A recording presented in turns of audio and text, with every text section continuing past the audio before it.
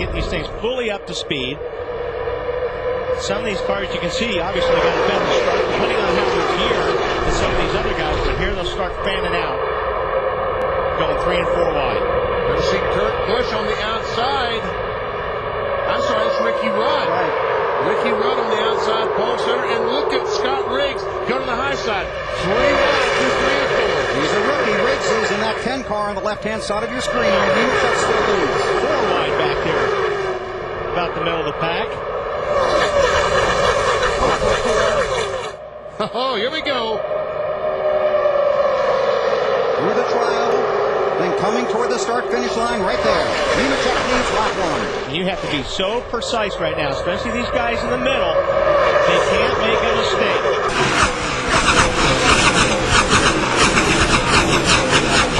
But there is some urgency about 3 or 4 rows behind him, especially if you're a guy like Robbie Gordon. Yeah, Robbie Gordon in the 31 car can't see out of his windshield. Somebody's leaking water and oil and foam. I don't know how he's driving that car. I don't either. And he's in the middle. There's cars right and left. And Pretty wide. Still pretty wide. I can't see out my windshield anymore.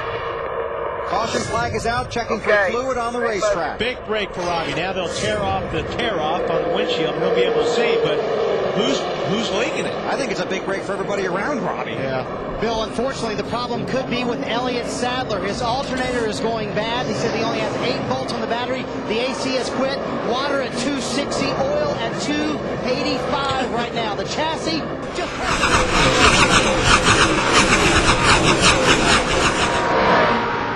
Talladega Superspeedway in Alabama, a multi-car crash. Jeremy, is that? Oh, I don't see it, but there's Bobby Hamilton 32, Jimmy Spencer in the 4, Jeff Green in the 43, and the 19, Jeremy Mayfield. One of the contenders in the chase for the next Cup. well, you know, Jeremy Mayfield had the problem in Loudon, New Hampshire, and I said at the time I thought he still had a chance to win the championship. I thought you had a mulligan. I don't think you have 2 mulligans. I think this does take him out of the chase for the next Cup in 2004. The only argument to that is we got a long way to go here. Well, it looks like the 43 got tagged by the 02 car. Hermie Sadler. And Mayfield nowhere to go. And like I said, when something like that happens at a racetrack like this, I mean, sometimes, if you're in the wrong place at the wrong time, you cannot do anything about it. Like Timmy Spencer was up there in the highway, he had nowhere to go. Track was blocked. Some nice moves there to avoid being a participant. And once again, Terry Labonte, remember yesterday in practice, he barely missed the 42 car. He barely missed a spinning car there.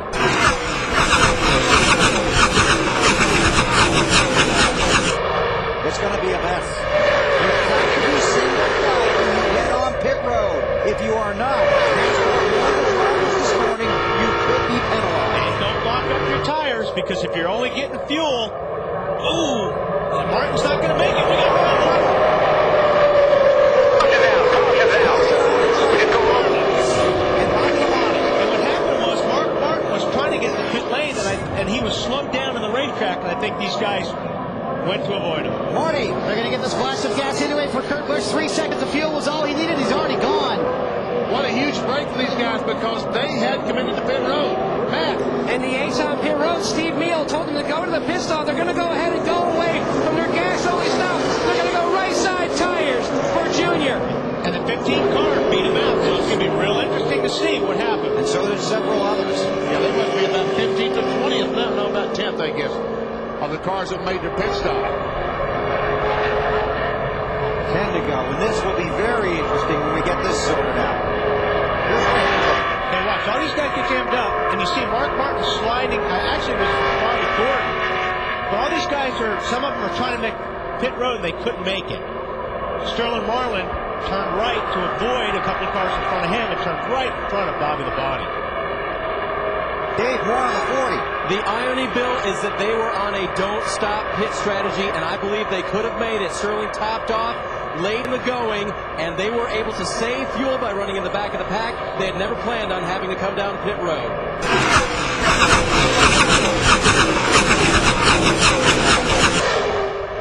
3 to go. Junior in fourth. Behind Robbie Gordon and Dale Jarrett. Junior's got help. Who's he got help for? They squeeze to the high side. Now Harvick back down low. Gordon trying to stay on his bumper. Junior pushed by the 21 to second. Now looks high on the 29 of Harvick. Man, look at this thing. Still got the help. Everybody's up top with you. Keep coming. The fans on their feet. Junior around the outside. Harvick's not giving it up yet. Needs some help down there. Robbie Gordon to the outside of Ricky Rucker. Tony Stewart, where did he come from? He's right behind Junior. And Junior let that one too. Somebody's smoking back there. Well, someone got the wall up with 3 or 4. Tony Stewart in your mirror. Robbie Gordon. There's smoke behind him too. Yes, there's 2 cars smoking that's made contact. Marty on the 20. Tony Stewart said earlier this week, somehow Dale Earnhardt Jr. and I always find each other on the racetrack. They found each other again. Remember, Tony said his car pushes better than it pulls. I think you're right. Here he is. Remember the Daytona 500. Stewart was Earnhardt's new best friend. I think Tony wants to win this thing just as bad as anybody else, though. Coming through the tri-oval, they will get the white flag this time. There he goes. Tony Stewart taking a look at the bottom. He's got no help. And he lost his flag. White flag is out. Last lap at Talladega. Earnhardt Jr. pushed by the car his father used to drive, the 29 of Kevin Harvick.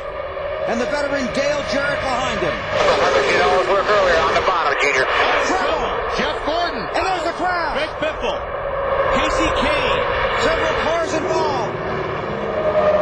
But the cause was racing. No, it's still green. It's still green. They're still racing at Talladega. Last lap. They will come to the checkers this time by. So there will not be a green white checker. The white flag is in the air.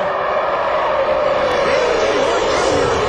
looking for his 5th win at Talladega. Works his way back to the front. And Junior, where his father won 10 times. Oh, we got a car sideways in the trail. Elliott Sadler. Again.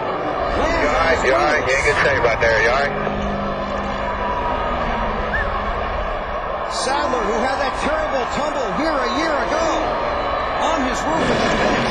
They got this race 10 minutes early. They missed it. And these rescue workers, I hope these guys are paying attention. We have rescue workers on the backstretch attending to the red cars there. Yep, everybody's shut her down pretty slow.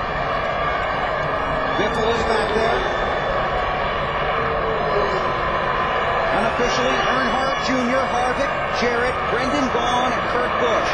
Tony Stewart, Mears, Nemechek, Gordon, and Ward Burton. Junior, so many drivers came in here just wanting to survive, but you wanted to use this as a stepping stone to the final 7 races, and you did so in pretty dominating fashion. Man, I believe in this, man. That car was awesome. We come down pit road, and the yellow come out, and Tony Jim's like, two tires, and man, we just smoked them guys that was on them old tires, and the car just drove right around them in the corner. Great engine by DEI, Richie Gilmore, everybody back in the motor shop, the fabrication department, the body was awesome. I beat the front bumper all to hell today. It's still there. Budweiser, Remington, all our sponsors. I mean, it's a good win for us, man. It's 5 this year. I just can't believe it.